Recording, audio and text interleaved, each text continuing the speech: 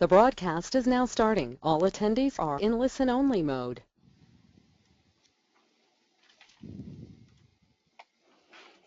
Good afternoon. Thank you for joining us today. You have signed up for the Collect Your Money in Bankruptcy, Part 1 of a Part 3 series on bankruptcy. We're going to talk about Chapter 7 today. Your speakers are myself, Patricia Scott, and Scott Chernich.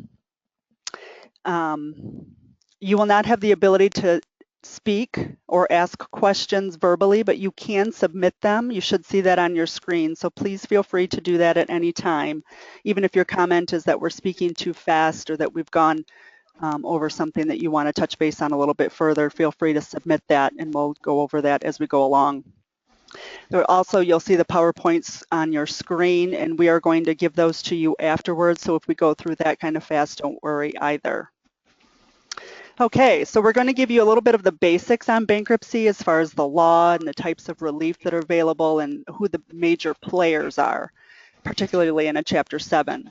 And then we're going to talk about the forms of relief that are available for you. So as we start off, most of you probably know that bankruptcy is a federal statute and applies in all states. Since state law generally governs property interests such as liens and ownership, there may be local variations that occur, but the local state law does act in conjunction with the federal law. The basic chapters of bankruptcy are 7, 9, 11, 12, and 13. And as we've stated, today we're going to talk about Chapter 7. Chapter 7 is known as the straight liquidation bankruptcy, and liquidation is just as it sounds. It's a liquidation of all assets that have not been exempted by the debtor. Chapter 7 is usually the simplest and fastest of the bankruptcy chapters, and it does not involve a repayment plan, but simply a liquidation of the non-exempt assets. The result, hopefully, is that there will be a distribution to creditors if proceeds exist, and ultimately a discharge of the debts. If a debtor files for Chapter 7, the first thing to do is to make sure that all of the entities with whom you have been dealing filed or didn't file, meaning if you're dealing with an individual, make sure that it's the individual that filed bankruptcy, or if you've been dealing with a corporation and only the individual filed, then your customer or client, you may be able to still collect against that person or entity because they're not the one that filed. So pay close attention to that. There are instances when creditors can petition to have an involuntary bankruptcy filed against a person or an entity. That's fairly complex, and if that's something that you think you're interested in, then you should probably contact counsel. Scott? Yeah, Trish, if we could just go back to the last screen maybe, and remember that if a person files a petition and or a company and you have guarantors or co-debtors, that you can still enforce the debt against the guarantors or the co-debtors. So just because one person in the relationship filed a bankruptcy petition does not mean that you're restricted from pursuing the other guarantors or co-obligors.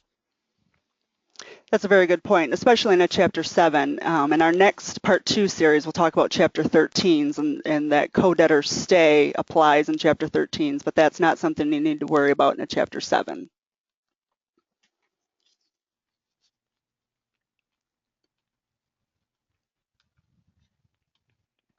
We're going to move along to just basically talk about who the players are. We've referenced debtor several times, so hopefully you've been able to determine that debtor is the one that files bankruptcy, the one that owes the money. A judge is a federal judge. They're appointed for a 14-year term. The judge obviously has considerable power and controls the scheduling and the progress of the case, and the orders that the bankruptcy judge issues are enforceable in every jurisdiction. There's two different kinds of trustees in essence in a Chapter 7. There's the Chapter 7 trustee that's appointed from a private panel of Chapter 7 trustees, and Scott is a Chapter 7 trustee here in our office, as well as Laura Genovich in our Grand Rapids office. Each district has its own panel, and then they are assigned on a rotating basis.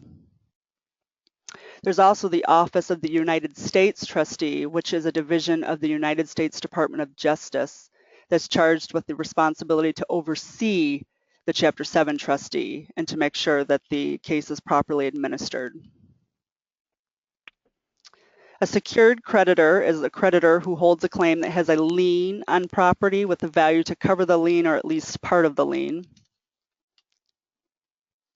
An unsecured creditor is just like it sounds, is a creditor that does not have a lien or any security to support its claim. Goals of the bankruptcy are going to be very different depending on who you are. If you're the debtor, creditor, court, or trustee, the debtor obviously wants to get rid of the debt, and the trustee wants to receive a fee and collect some money and end the case, and the court wants the case to be resolved quickly and to provide equity to the parties involved. One way for the Chapter 7 trustee to collect money to pay creditors is to file avoidance actions. One of the major avoidance actions that you've probably heard of is a preferential transfer. A preferential transfer is when a creditor receives more than it would have under the pro rata distribution in a Chapter 7. It's really just like it sounds. If the idea is that within 90 days of the debtor filing bankruptcy, if one creditor received money outside of the ordinary course of business, then that creditor was preferred over other creditors, and the bankruptcy code is designed to put all creditors on the same playing field. So the trustee has the right to claw back some of those preferences, and there's elements and some requirements for that. Where this may affect you is that you may receive a letter from a trustee saying that you've received preference payments and the trustee wants those monies back. If you receive a letter like that, you should contact counsel immediately, because there are defenses, and it may be that you don't have to repay that preference payment. So contact counsel. Another common form of an avoidance action is a fraudulent transfer. And this is when the debtor transfers property to another with either the intent to hinder, delay, or defraud creditors, or does so without receiving reasonable equivalent value while the debtor was insolvent. The Bankruptcy Code allows the trustee to look back 2 years for those kinds of transfers, and under state law, along with the code, the trustee can go back 6 years. So again, the purpose of this is so that the trustee can bring money in to pay creditors, and then the other side of that is if for some reason you should get a demand like that, saying that you received something that was fraudulent, you should contact counsel.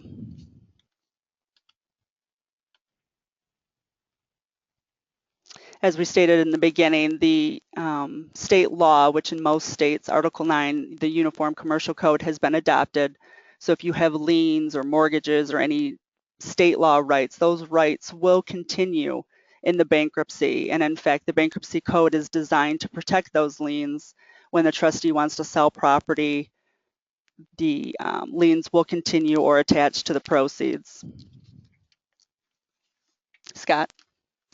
And so the idea for everybody listening is that under applicable federal law and state law, if you have a lien on property, the fact that somebody filed a bankruptcy petition does not generally affect your lien.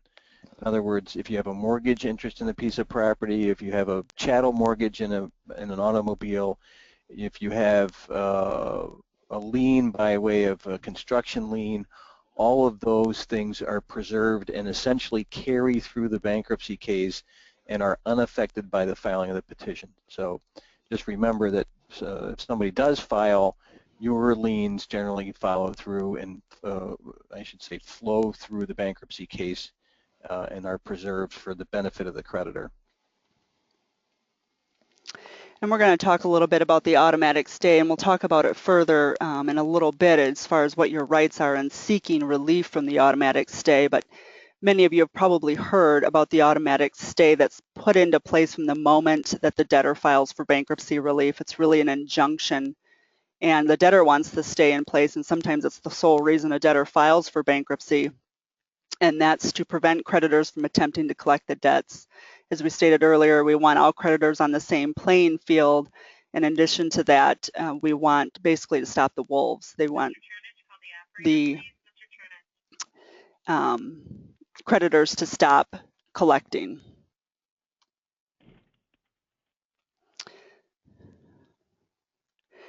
The stay generally stays in place during the entire bankruptcy case until the debtor either receives a discharge or the case is closed. So any attempt to collect the debt, whether it's enforcing a lien, sending a demand letter, even if you're in the middle of a state court case, those things all need to stop or it's considered a violation. And it's important to note that there's no intent requirement for a violation of the stay. It just has to be willful, meaning you can receive a notice that the debtor filed for bankruptcy relief and do nothing else, meaning you don't even change the computer settings, and a generated demand letter goes out to the debtor, and that can be considered a violation of the automatic stay. So it's very important that you pay attention when you receive those notices. See who filed bankruptcy. If it's the customer or the client you've been dealing with, that you stop those generated notices and that you stop collection efforts against the debtor. And as we said, we'll talk about that a little bit more in a few minutes. The other thing that the debtor, another main reason the debtor files for Chapter 7 bankruptcy relief is to receive a discharge of debt. Only individual natural persons receive discharge of debt. Corporations do not receive a discharge. In some cases, debts are not dischargeable by operation of law. In others, you may have a claim for non-dischargeability on certain debt, and we will talk about those in a few minutes. You should note, though, that some debts that are not discharged in Chapter 7 may be dischargeable in a Chapter 12 or a 13. And obviously, as a creditor, your sole purpose, or what you really want out of a bankruptcy case, is payment. And that's one of the reasons why you signed up to listen in today, is to try to determine exactly what it is that you can do to get money out of a Chapter 7 bankruptcy. As far as protecting interest, Scott talked about how your liens will survive and follow through the bankruptcy case. And the code is actually designed to protect those interests as well.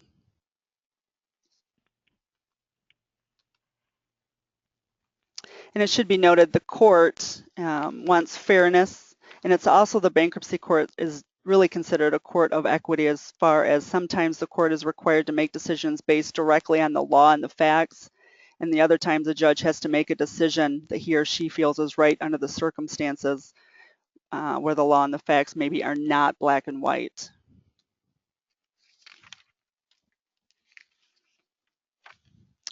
Dischargeability of claims. The code has two different sections for dischargeability.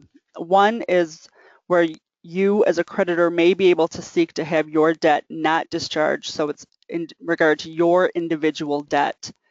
Generally, that requires an adversary proceeding, which is really just a lawsuit within the bankruptcy case.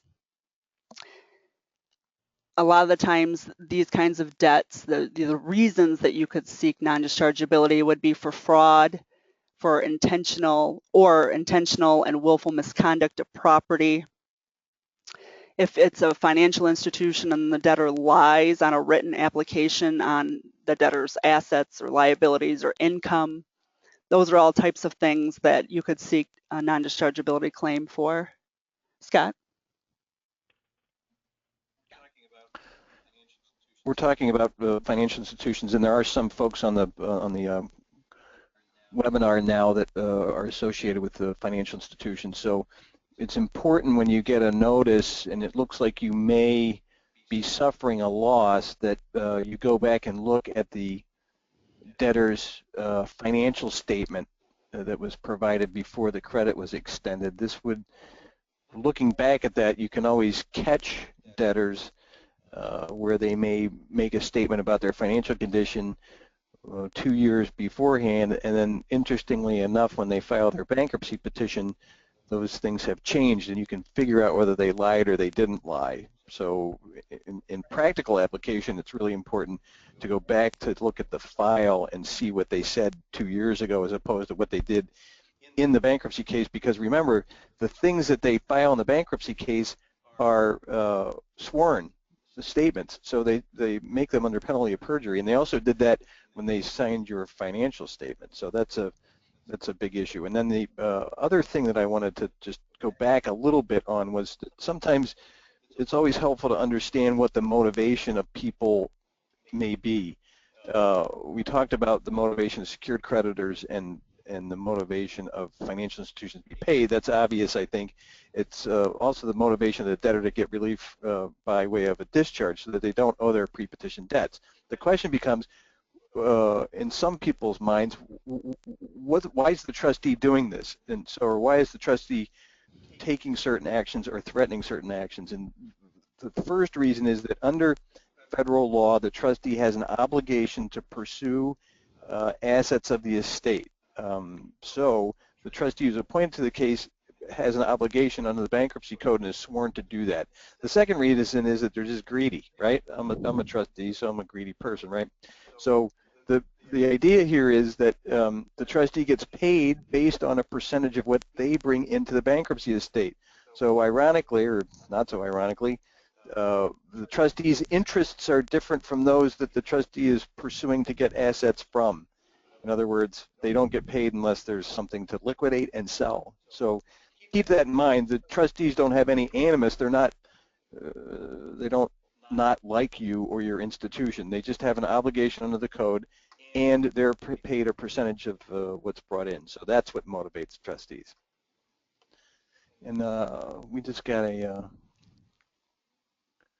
question. Well, why don't you go on and I'll take a look at this question and get back. Okay. And just to follow up what Scott was saying there, if you do determine that the debtor has misrepresented its financial position, whether it's the assets, the debts, or income, then you will want to speak with counsel to determine whether or not an adversary proceeding is the correct action for you to take, because keep in mind, if you're successful in that, then the debt, whatever debt that debtor owes you is not going to be discharged. And if you think of it on a broader term, if the debts that the debtor owes are discharged in regard to everybody else, that debtor is going to come out of a bankruptcy case and you may be the only entity it still owes. So that may put you in a pretty good position. Scott, did you figure out the question? Yes. So a question came in about, should we use the names of companies? I didn't think so. All right. So the question is related to when a customer may rent property from a creditor. And this could be under a number of different circumstances. It could be a rent-to-own circumstance where you're renting a refrigerator or a TV or a stereo or something like that, right? So the question is whether or not, once the Chapter 7 case has been filed, what happens to that property? And the answer is slightly complicated, but let me just say that the debtor has an obligation to either pay for it or return it. It's pretty simple. And the more in-depth answer is that the rental agreement between the debtor and the creditor is what's called an executory contract, meaning it's a contract that's still going once they file. It's going to keep going. Under the bankruptcy code, if the trustee does not assume that executory contract, the rental agreement, within 60 days, then it's deemed rejected. That means that it doesn't exist any longer. So unless the debtor wants to reaffirm its debt and or enter into another contract for the rental of that property, then the property's been rejected, or the contract's been rejected, and the debtor has to return the property or pay for it. And then if they don't want to return the property, then we're going to talk about later about getting relief from the automatic stay to go get your stuff and pick it up. Because what you need to do is go back to the court and say, hey, judge, and this seems burdensome at times, but there's a particular set of rules that we have to abide by in bankruptcy court. So since there's an automatic stay, you got to go back and say, Judge, they have my stuff, they have my sofa or my stereo or the refrigerator. They're not paying for it. They didn't sign a reaffirmation agreement, and we want to go get it. And then the judge will say, generally, okay, go get it. Then you have to actually take the next step, which is if they still don't want to return it, you got to go sue them and pick your stuff up again. So, or pick your stuff up that way. So it gets complicated. That's the answer to the question. Okay. Moving on to the second type of non-dischargeability, it can be under the code that the debtor doesn't receive a discharge for any of its debts. And this generally would be the U.S. trustee would seek a denial of discharge of the debt that the debtor owes. So the point to that is to pay attention to make sure that the debtor, that an order giving the debtor a discharge is actually entered. Because the point of that is if there is never an order giving the debtor a discharge or granting the discharge entered, then the debt can still be pursued after the case is closed. So you want to make sure that you see that order actually enter. So we've talked a lot about the lift of stay already. So the question is, as a whole, as creditors, what can you do to either get money or to get relief in a Chapter 7 bankruptcy? And one of the first things that a creditor looks to do in a Chapter 7 is whether or not you need or can get relief from the automatic stay. And this generally is only going to apply to secured creditors who have a lien in something, or as Scott has described, somebody who owns something that the debtor is in possession of. You're never going to be able to get relief from the automatic stay to pursue money from the debtor. You're only going to be able to pursue property rights, lien rights, that kind of thing.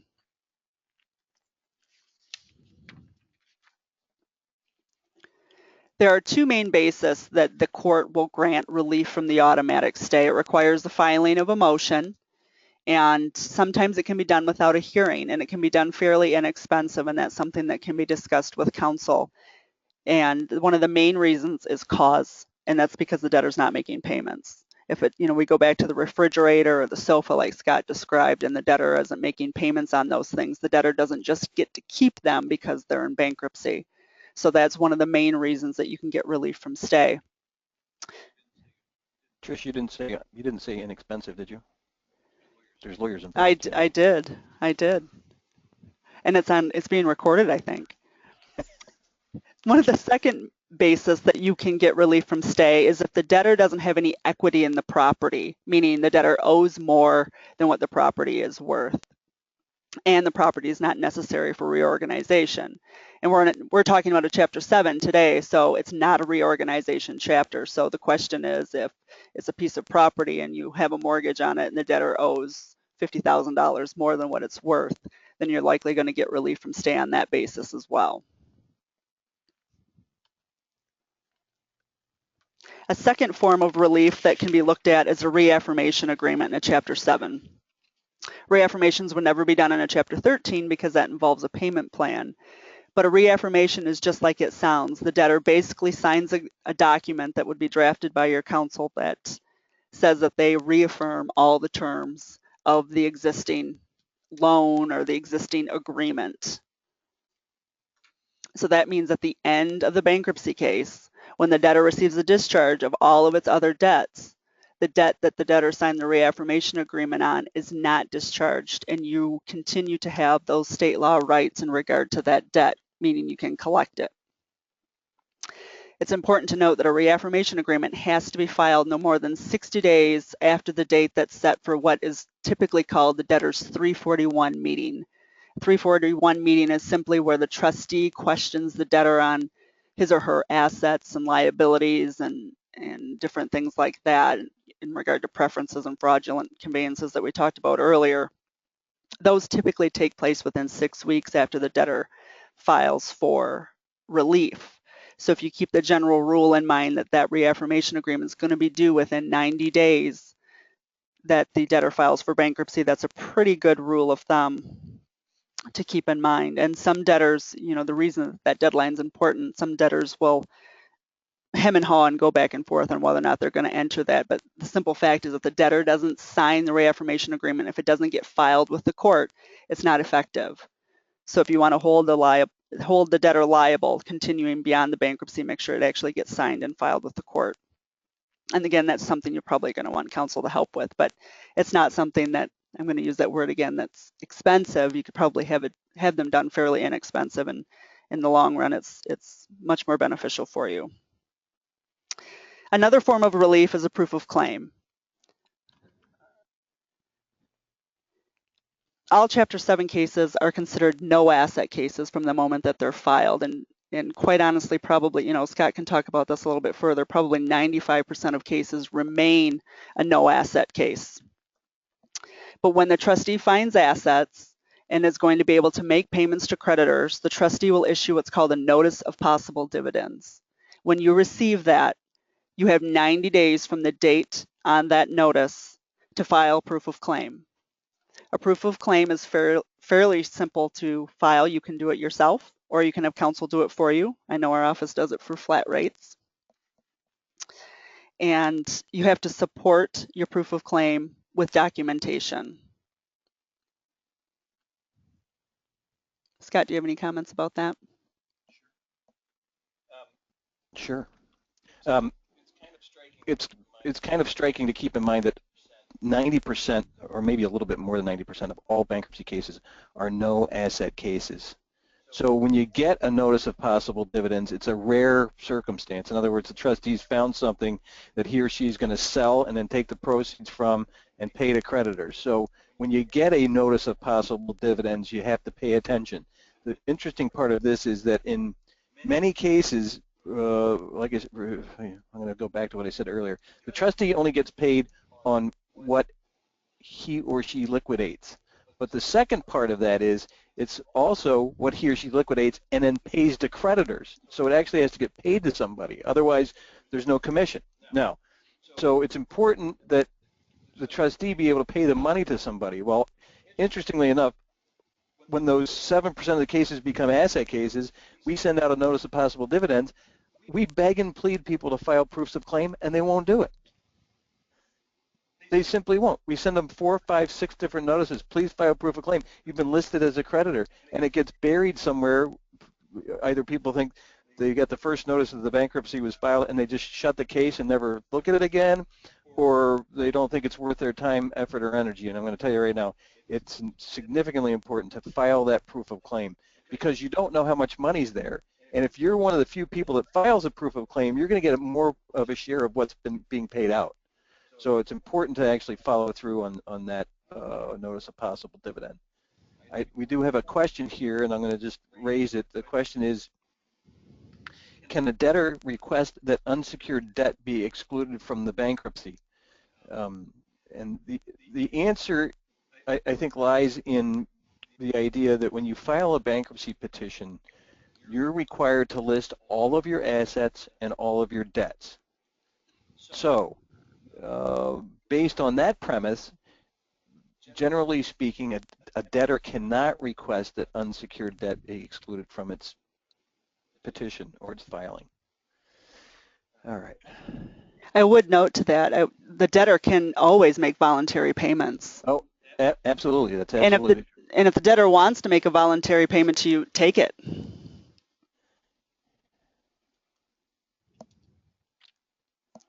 And just to finalize too with the proof of claim, if we haven't beat that enough, that is the only way you're going to get paid in a Chapter 7 case is by filing the proof of claim. Yeah.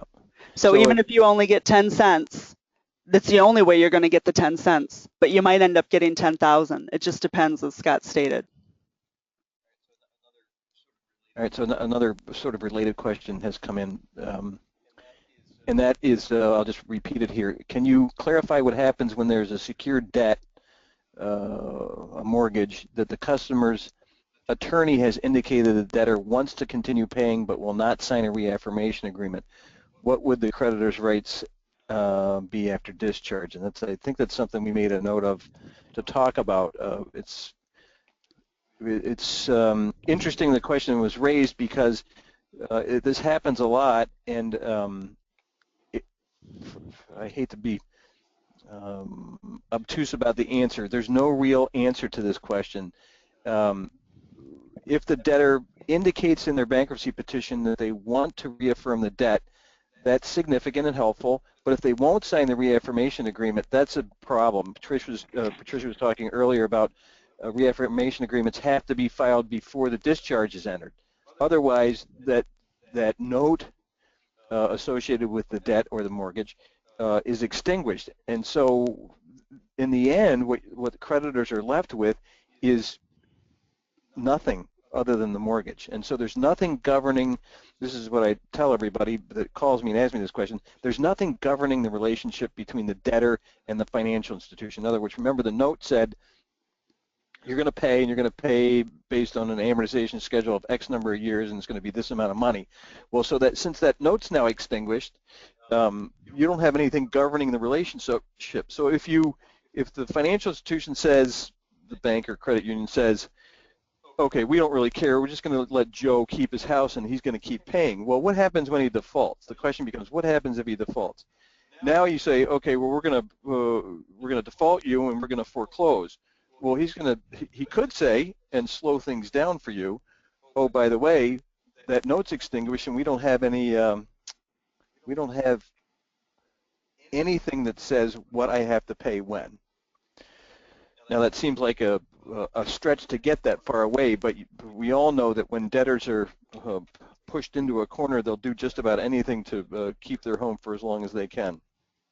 So in this circumstance, if the customer doesn't want to sign the reaffirmation agreement and they don't, then after the discharge is entered, the financial institution should either through counsel or directly to the customer indicate that they want to have them come in and re-sign documents, extend the credit once again after the discharge is entered.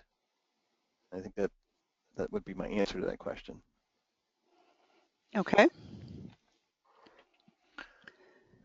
You'll see on the screen on the PowerPoint, I'm just going to kind of do a recap here, what you do when you receive a notice for a Chapter 7. It comes in the door, what do you do now? And as we talked about, look at the name at the top, make sure it's all the people you've been dealing with, or if it's only part of the people, and stop all collection attempts with that person or entity that's listed on the notice.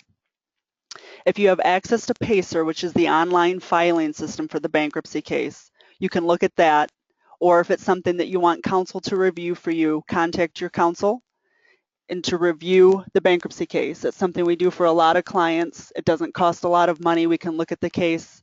We can tell you fairly quickly whether or not there's action that you can take in the case, whether or not it's a good idea to file a motion for relief from stay, depending on your situation, whether or not maybe a reaffirmation agreement would be a good idea. We can give you advice to figure out what that should be. As we talked about before, most Chapter 7 cases are no asset cases, so you don't immediately file the proof of claim. You wait to see whether or not the trustee files a notice of possible dividends. Again, if you're not monitoring that for that, then you should have counsel monitoring for you so that you can be notified when that proof of claim needs to be filed, because that is the only way you'll get paid.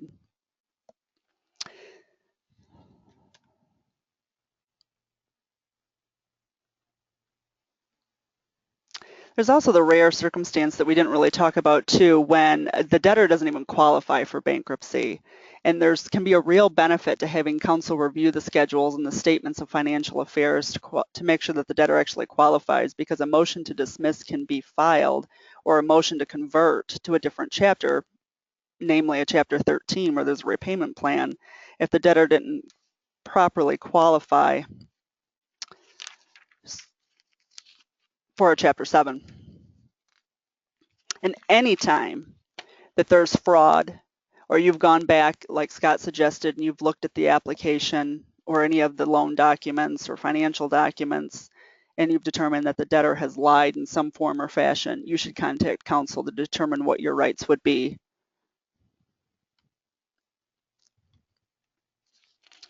So we can talk about just a couple of examples.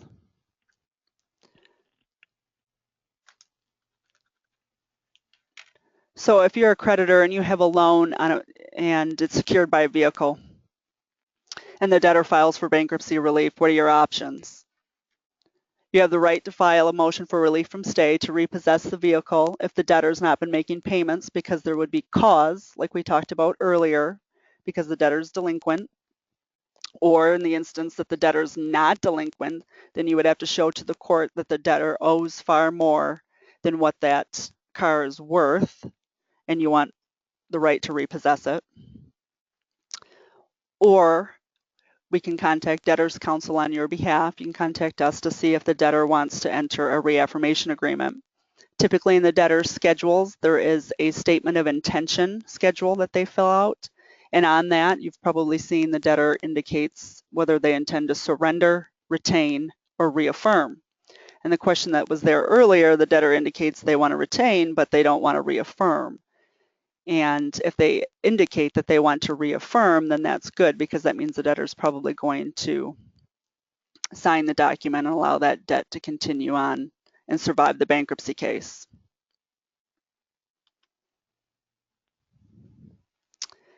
An example of an unsecured claim, if there's a sale of goods or if it's just a guarantor on a secured debt, what options you have. Really, reaffirmation is not an option because you cannot reaffirm unsecured debt generally.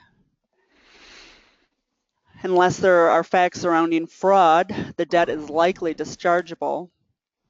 So your best options at that point are to have a creditor review the case to monitor for, number one, to make sure the debtor qualifies, and then number two, to monitor for the right to file proof of claim and to verify the debtor gets a discharge.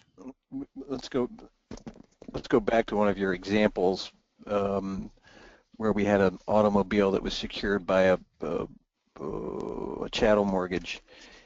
The circumstances also arises quite often with financial institutions, banks, or credit unions where we, as counsel, start the foreclosure action, and then just before the foreclosure sale, there's a bankruptcy filing, and so that automatically indicates that the stay is in effect.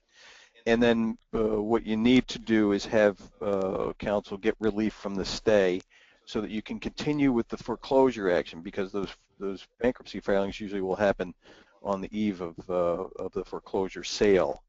And so we've been very successful recently in obtaining relief from stay without actually having to file the motion to do so, only because by way of Tricia's efforts and our staff, they get the debtor to agree, and then we get a stipulation entered with the court and cut down the amount of time it takes to get relief from stay and proceed with the foreclosure. While I was talking, there's another question that's come in, and I'll just read it to the folks here.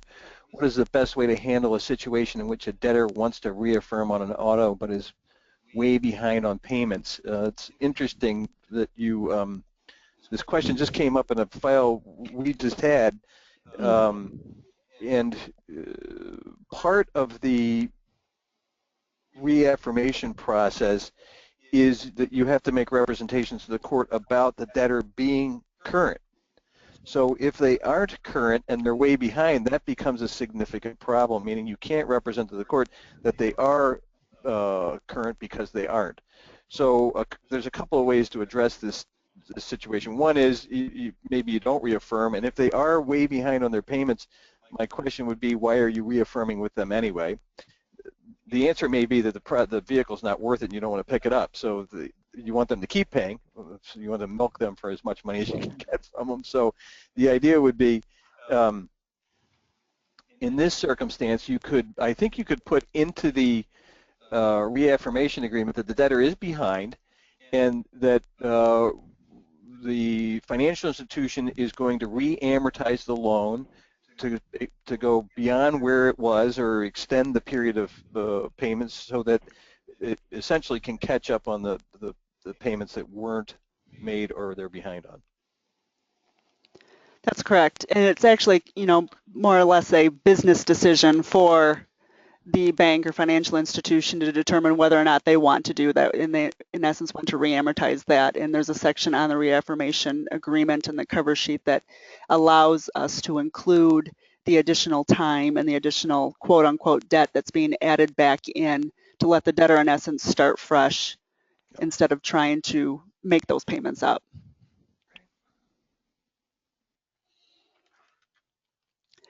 I would just make a few notes regarding the post-discharge, meaning after that order enters, discharging the debtor from its debts, what actions can be taken then. And as we talked about, as a creditor, you can never collect the debt or a deficiency, even if you have a lien or a mortgage on something, unless a reaffirmation agreement was entered.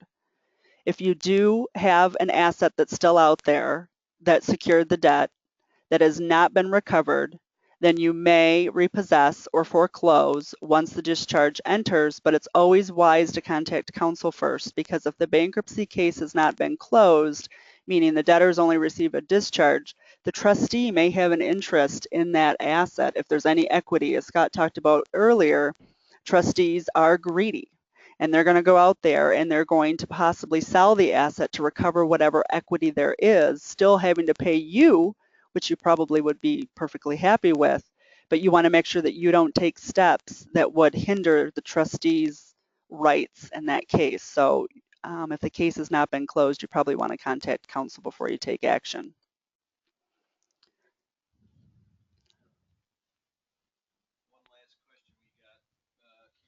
One last question we got here, and the question is, if the debtor wants to retain an asset and is not delinquent, but will also not sign a reaffirmation agreement, is your only recourse to get relief from stay to get the asset back? And the answer would be yes. Yeah, you're going to have to get relief from stay. Because if they won't sign the reaffirmation agreement, you're left with really nothing to do and nothing governing the relationship.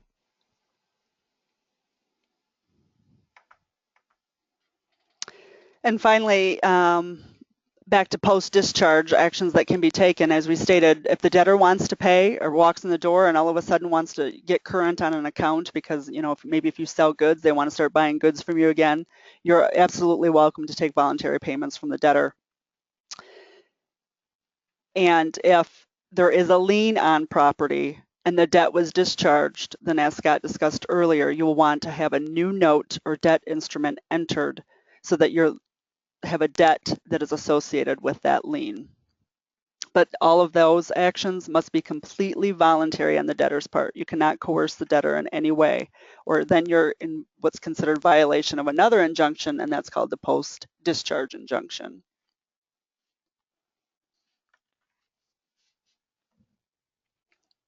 Bottom line, always contact counsel if you are unsure what actions are permissible in a pending bankruptcy case. There are a lot of rules that govern.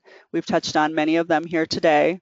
And as we talked about too, violations of the automatic stay are sanctionable, and they can lead to recovery of the debtor's actual costs and or loss, attorney's fees, and punitive damages by the debtor.